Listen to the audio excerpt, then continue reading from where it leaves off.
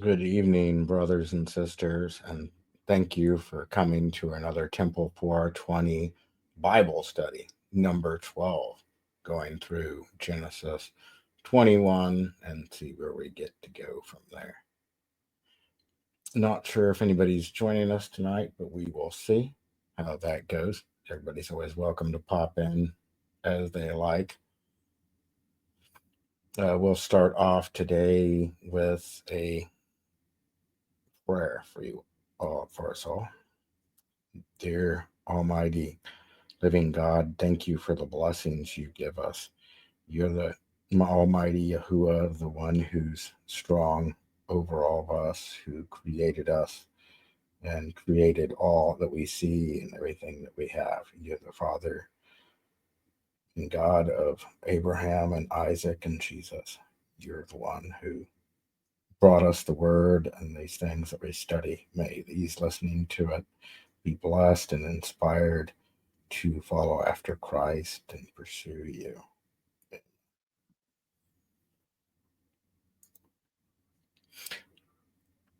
Last week we talked about the Sodom and Gomorrah and Lot not trying to get out, and then it was the issue of Abraham and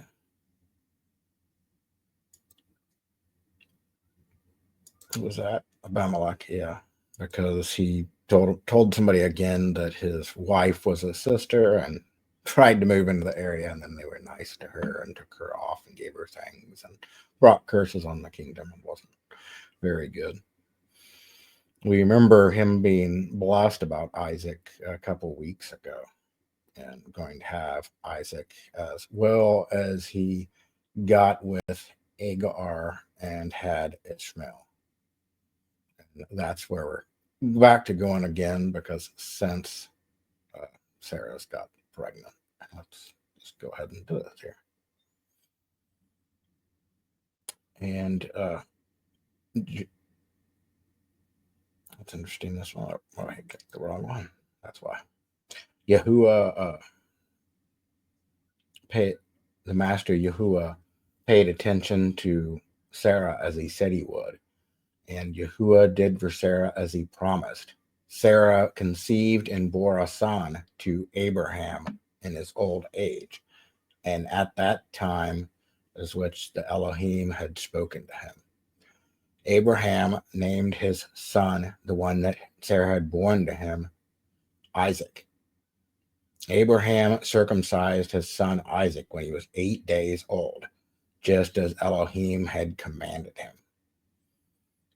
Abraham was 100 years old when his son Isaac was born to him. Sarah said, Elohim has made me laugh. Everyone who hears will laugh with me. And she also said, who would have said to Abraham that Sarah would nurse children, and yet I have borne him a son in his old age.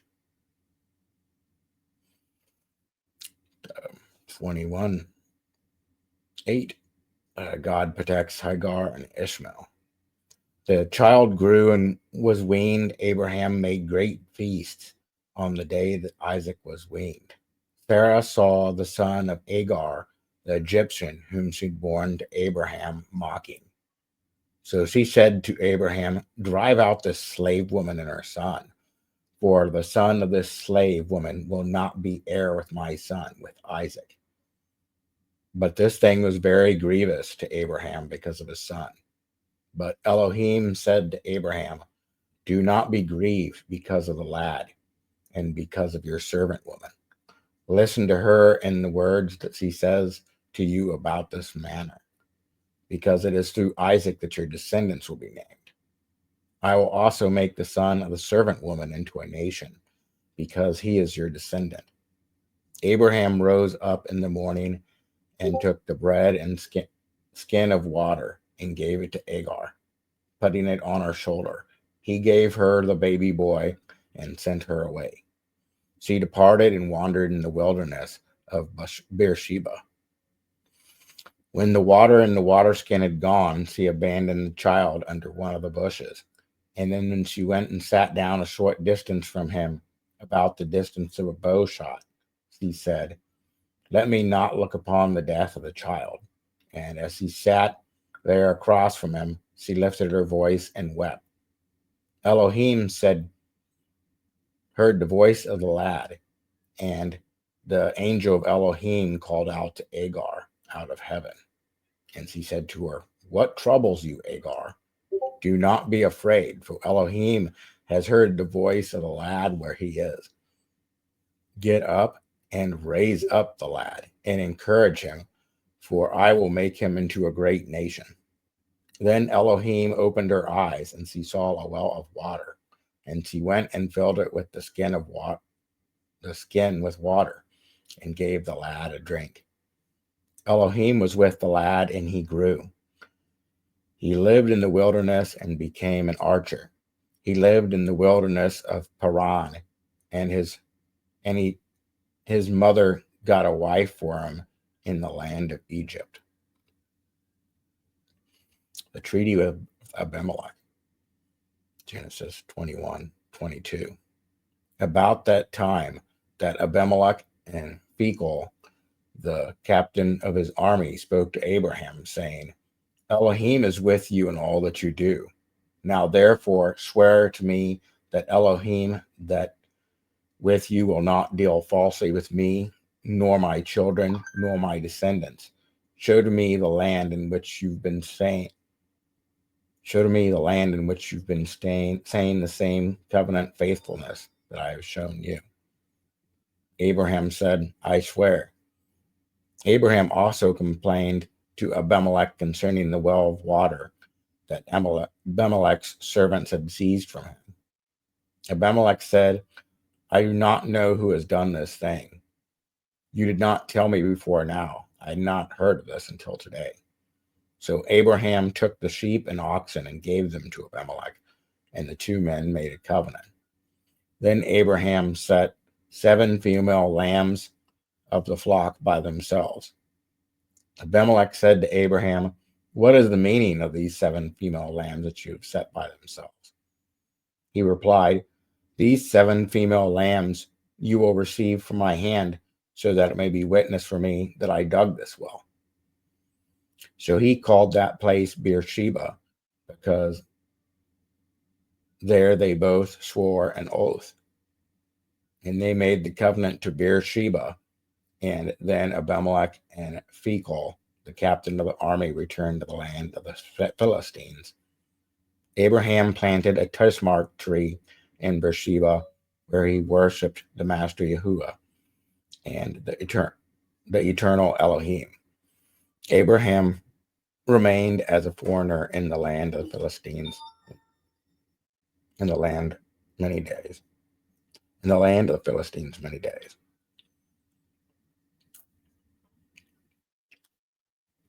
So essentially saying there that through that treaty with Abimelech and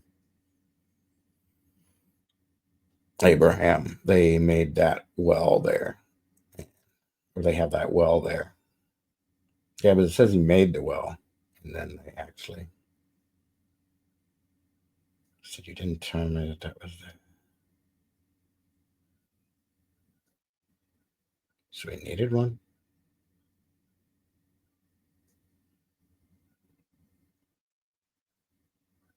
And he planted the tree there. Called the place Beersheba. Anyways, that's where they ended up going to. That well also provided the water for Isaac. That's not Isaac, that's Ishmael.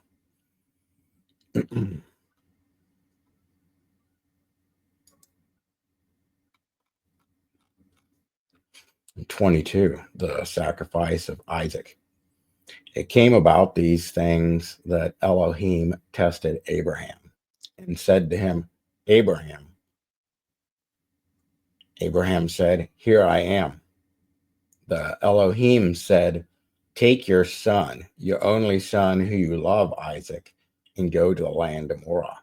Offer him as a burnt offering upon one of the mountains over there, which I'll tell you about. So Abraham rose early in the morning, saddled his donkey, and took 2 of his men with him, along with Isaac his son. He cut the wood for the burnt offering and set off to his journey to the place that Elohim had told him about. On the 3rd day, Abraham looked up and saw the place afar. Abraham said to his men, "Stay here with the donkey, and I and the lad will go over there. We will worship and come again to you." And then Abraham took the wood for the burnt offering and put it on Isaac his son. He took in his own hand the fire and the knife, and they both went together. Isaac spoke to Abraham, to his father, and said, "My father."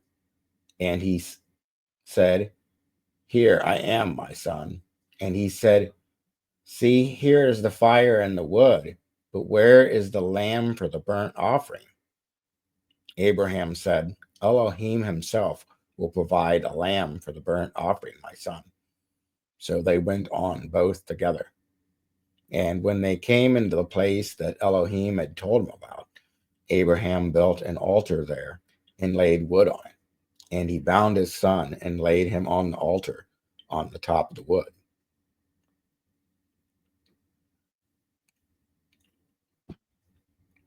Abraham reached out with his hand and took up the knife to kill his son. Then the sent angel of the master Yahuwah called from heaven and said, "Abraham, Abraham." He said, "Here I am." And he said, "Here I am."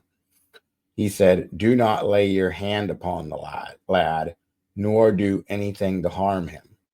For I now know that you fear Elohim, seeing that you have not withheld your son, your only son, from me."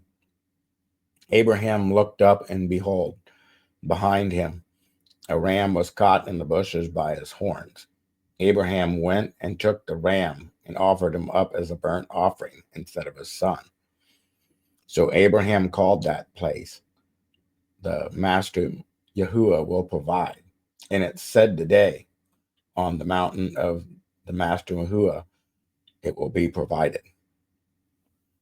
The sent angel of Yahuwah called to Abraham a second time from heaven. And he said, "This is an oracle of Yahuwah. By myself I have sworn that because of you done this thing and have not withheld your son, your only son, I will surely bless you, and I will greatly multiply your descendants as the stars of the heavens. And it was in the sand as in the sand as which is upon the seashore. And your descendants will possess the gates of their enemies. Through your offspring, all the nations of the earth will be blessed, because you obeyed my voice." So Abraham returned to his young men, and they departed and went together to Beersheba, and he lived at Beersheba.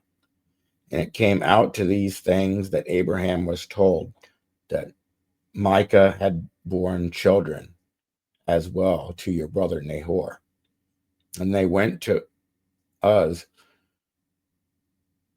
They were Uz, his firstborn, Buz, his brother, Camille, and the father of Aram, Chase, Hazo, Padash, Jaleph, and Bethuel.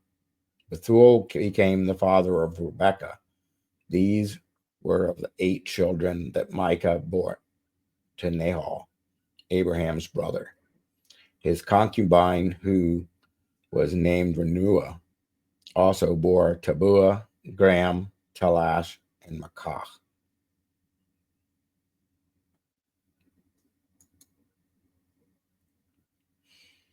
Sarah's death and burial. Genesis 23:1. Sarah lived 127 years. And these were the years of the life of Sarah. Sarah died in Kirath Arab, that is Hebron, the land of Canaan. Abraham mourned and wept for Sarah. And then Abraham rose up and went from his dead wife and spoke to the sons of Heth, saying, I'm a foreigner among you. Please grant me a property for burial place among you, so that I may bury my dead. And the sons of Heth answered to Abraham, saying, Listen to us, my master. You are a prince of Elohim among us. Bury your dead in the choicest of our tombs. None of us will refuse you his tomb, so that you may bury your dead. Abraham rose and bowed to the people of the land, to the sons of Heth. He spoke to them, saying, If you agree that I should bury my dead, then hear me and plead with Ephron, the son of Zohar, for me. Ask him to sell me the cave of Mechphah, which he owns, which is at the end of his field. For the full price, let him sell it to me publicly as a property for a burial place. Now Ephron was sitting among the sons of Heth, and Ephron the Hethite answered Abraham in the hearing of the sons of Heth, of those who had came in the great gates of his city, saying, No, my master, hear me. I give you the field and the cave that is in it. I give it to you in the presence of the sons of my people. I give it to you to bury your dead. And then Abraham bowed himself down before the people of the land. He spoke to Ephron in the hearing of the people of the land, saying, But if you are willing, please hear me. I will pay for the field. Take the money from me, and I will bury my dead there. Ephron answered Abraham, saying, Please, my master, listen to me. A piece of land worth 400 shekels of silver. What is that between me and you? Bury your dead. Abraham listened to Ephron, and Abraham weighed out to Ephron the amount of silver that he had spoken in the hearing of the sons of Heth, 400 shekels of silver, according to the standard measurement of merchants. So the field of Ephron, which was in Mecheph, which was next to Myre, that is, the field, the cave that was in it, and all the trees that were in it, and the field around its border, passed to Abraham by purchase of the presence of the sons of Heth, before all those that had come into the gate of the city. After this, Abraham buried his wife in the cave of the Mecheph, which is next to Merim, that is Hebron, in the land of Canaan. So the field and the cave in it passed to Abraham as proper burial place from the sons of Heth.